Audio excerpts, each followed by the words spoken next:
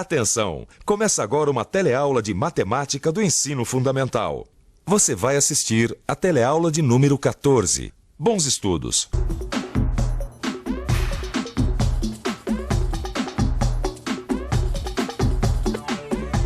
Peso, comprimento, volume, área, tempo.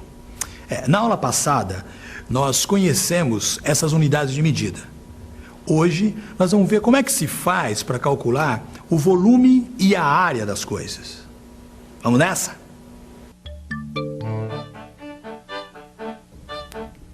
Meus filhos, eu acho que chegou a hora de cada um de vocês ter a própria casa. Ser dono do próprio teto. Dar uma casa eu não posso dar, mas um terreno eu posso. Para fazer uma divisão justa, eu desenhei o terreno neste papel quadriculado e dividi em 4 partes iguais. Não sei não. Acho que saí prejudicada nessa divisão. Olha aqui o meu terreno. É muito menor que o do Abel. Eu acho essa divisão não tá certa, não. Eu também fiquei com um terreno menor. E agora, hein? Até o seu Etevaldo ficou na dúvida. Será que ele foi mesmo justo na divisão? Como a gente faz para saber? Só tem um jeito. A matemática vai ter que entrar na história. Me parece que a única maneira de tirar essa dúvida é a gente medir a área de cada terreno. Mas como é que o senhor vai medir a área de terrenos tão irregulares como estes? Ah, minha filha, é fácil. Como em toda medida, é preciso contar quantas unidades de área cabem em cada terreno. No nosso caso aqui, nós podemos considerar cada quadradinho da planta como uma unidade de área. E aí fica fácil. Olha o terreno do Abel. Ele tem 12 unidades de área. Os terrenos da Bia, do Cássio e da Diva têm a mesma coisa. É só contar os quadradinhos. O terreno da Bia tem 12 unidades de área. O do Cássio, a mesma coisa, 12 unidades. E agora o da Diva, 12. 12 também. Os terrenos de vocês têm formas diferentes, mas têm exatamente a mesma área. Tá certo, seu Etevaldo. O senhor mediu bem a área dos terrenos usando os quadradinhos. Mas será que quadradinho serve pra gente? Será que não existem outras unidades de medida de área? Medidas que a gente usa no dia a dia? Vamos pensar um pouco. Eu posso medir a área de qualquer figura geométrica. E tudo fica mais fácil se eu começar medindo a área de uma figura mais simples. Isso mesmo, simples como o quadrado. Ele tem todos os lados iguais. Se o lado do quadrado mede 1 metro, a área é de 1 metro quadrado. Se o seu lado tiver 1 quilômetro, então sua área será de 1 quilômetro quadrado. Se tiver 1 centímetro, a área será de 1 centímetro quadrado. O que a gente pode concluir disso tudo? Uma relação entre o lado e a área do quadrado. Como a gente viu na aula anterior, em 1 centímetro cabem exatamente 10 milímetros. E isso a própria régua pode nos mostrar. Mas e no caso da área? Quantos milímetros quadrados cabem em 1 centímetro quadrado? Observe este desenho de 1 centímetro quadrado. Se em cada centímetro tem 10 milímetros, então, para sabermos quantos milímetros quadrados temos aqui, basta multiplicar 10 milímetros vezes 10 milímetros, o que nos dá um número de 100 milímetros quadrados. Ou seja, em um quadrado de 1 centímetro quadrado, cabem 100 quadradinhos de 1 milímetro quadrado. Da mesma maneira que a gente calculou quantos milímetros quadrados cabem em 1 centímetro quadrado, também dá para a gente relacionar outras unidades de área. Veja aí a tabela. 1 metro quadrado é o mesmo que 100 centímetros vezes 100 centímetros. Assim, eu posso dizer que em 1 metro quadrado eu tenho 10.000 centímetros quadrados. Já em 1 quilômetro quadrado, eu posso dizer que eu tenho 1000 metros vezes 1000 metros, o que dá uma área de 1 milhão de metros quadrados. Será que, sabendo essas coisas, nós não podemos ajudar a família do Etevaldo a entender melhor o problema dos terrenos? Vamos ver. Isso é teimosa mesmo, hein, Diva? O pai já não explicou como ele dividiu esses terrenos? Ele não contou na nossa frente o número de quadradinhos de cada um. E não tem todos 12. Eu sei que ele explicou, mas não dá pra fazer de outra forma, multiplicando os lados? Claro que dá. Quer ver? O meu terreno tem 3 unidades aqui e 4 aqui. 3 vezes 4 dá 12 unidades de área. O terreno da Bia, por exemplo, são 2 unidades aqui e 6 aqui. 2 vezes 6 também dá 12. Até aí tudo bem. E o meu terreno e o do Cássio? Olha a forma estranha que eles têm. Mas isso não é problema. Se a gente imaginar que os quadradinhos possam mudar de lugar, não vai ser nada difícil transformar esses terrenos em retângulos. Olha aí. Agora também dá para calcular a área deles fazendo a multiplicação. Tanto um terreno como outro tem 4 quadradinhos aqui e 3 aqui. 3 vezes 4 dá 12. Então quer dizer que a área de um retângulo é igual ao seu comprimento vezes a sua largura. Isso. Agora você entendeu. Muitas vezes as aparências enganam, principalmente nessa história de calcular a área de alguma coisa. Vocês viram que a Diva quase acaba arrumando uma confusão com a família por causa disso. Mas não é só nesses casos que as aparências enganam, não. Para os cálculos de volume, as aparências também enganam.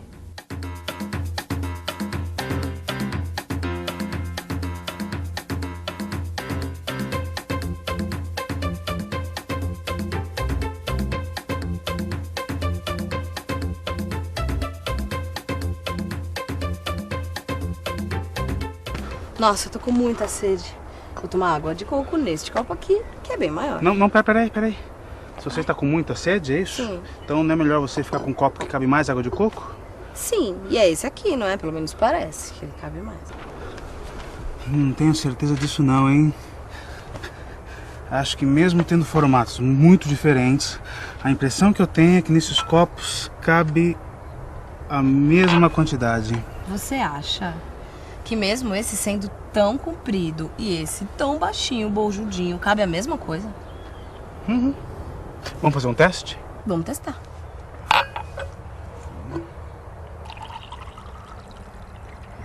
Cuidado para não derramar. Isso tá bom para matar sua sede? Suficiente. Opa.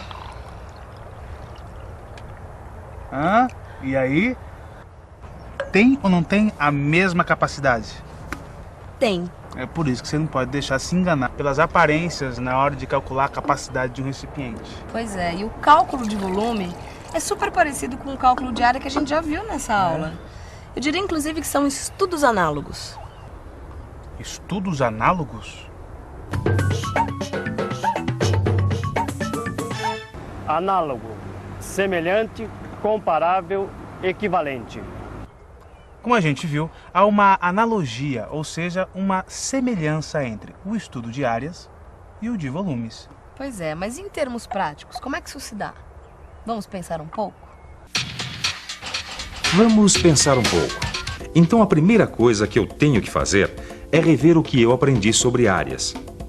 Uma unidade de área é representada por um quadrado de lado 1. Ou seja, um quadrado de lado igual a 1 metro tem área de 1 metro quadrado. Bem, mas e o volume? Como é que fica? Eu represento uma unidade de volume por um cubo de aresta 1. Aresta, como você está vendo, é o lado de um dos quadrados que formam o cubo. Neste cubo aqui, por exemplo, cuja aresta tem 1 metro, o volume será de 1 metro cúbico. Se a aresta medir 1 quilômetro, o volume será de 1 quilômetro cúbico. E se tiver 1 centímetro, o volume será de 1 centímetro cúbico. Você está lembrado que quando a gente estudou o cálculo das áreas, no começo da aula, Foi possível calcular, por exemplo, quantos milímetros quadrados tinham em 1 centímetro quadrado? Pois é. Com os volumes também dá para fazer a mesma coisa.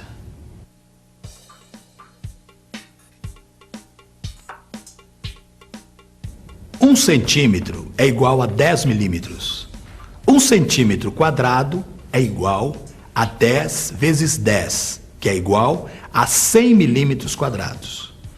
1 centímetro cúbico é igual a 10 vezes 10 vezes 10, que é igual a 1000 milímetros cúbicos. O litro é a unidade de volume que mais usamos no nosso dia a dia.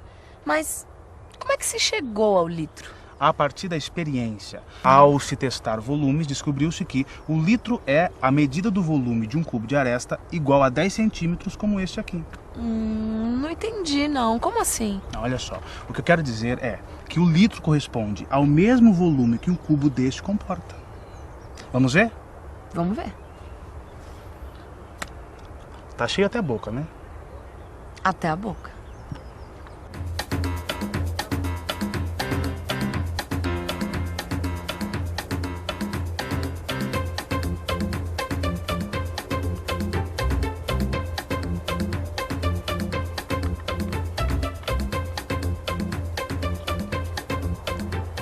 E não é que coube mesmo? Eu não falei pra você, olha só, o litro coube direitinho no cubo de aresta igual a 10 centímetros. Isso prova que o litro tem a mesma medida de volume de um cubo de aresta igual a 10 centímetros.